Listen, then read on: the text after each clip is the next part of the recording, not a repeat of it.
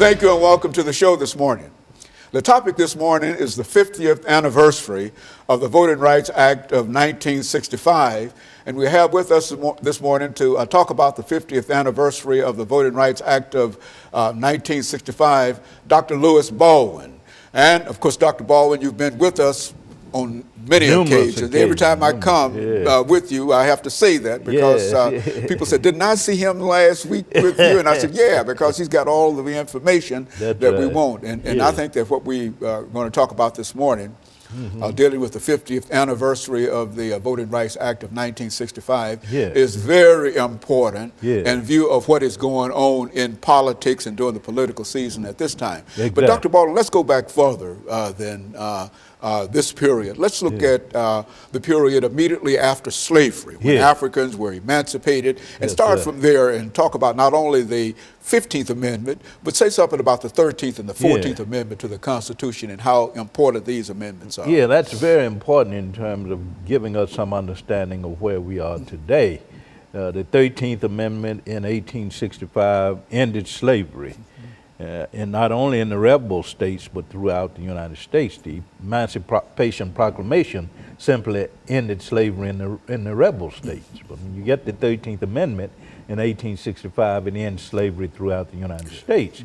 Then you get the 14th Amendment, which guaranteed citizenship to Africans, and the 15th Amendment, which was ratified in February 1870, really gave Africans the right to vote.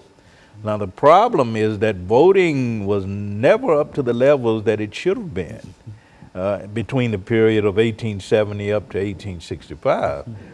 We had to have the Voting Rights Act in 1865 to guarantee that most people of African descent in this country would have the right to vote and would be able to exercise that right. So with the 15th Amendment, 1870, a very important landmark in our history.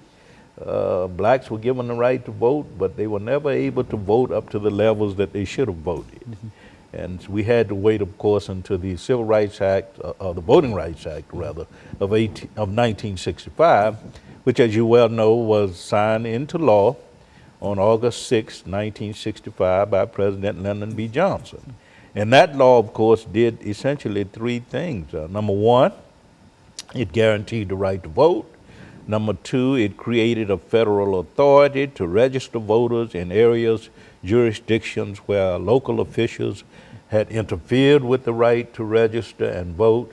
And thirdly, it restricted literacy tests and other examinations that were essentially based on racial discrimination, preventing people from voting. So that was a landmark. The Voting Rights Act of 1965 was a landmark achievement in the struggle for civil rights and also in the struggle for inclusive participatory democracy. It transformed the South in ways that the 15th Amendment, the 13th, 14th, and 15th Amendments did not transform the South to the extent that you get with the Voting Rights Act of 1965, where blacks are finally given an opportunity to participate completely in the civic life of the South.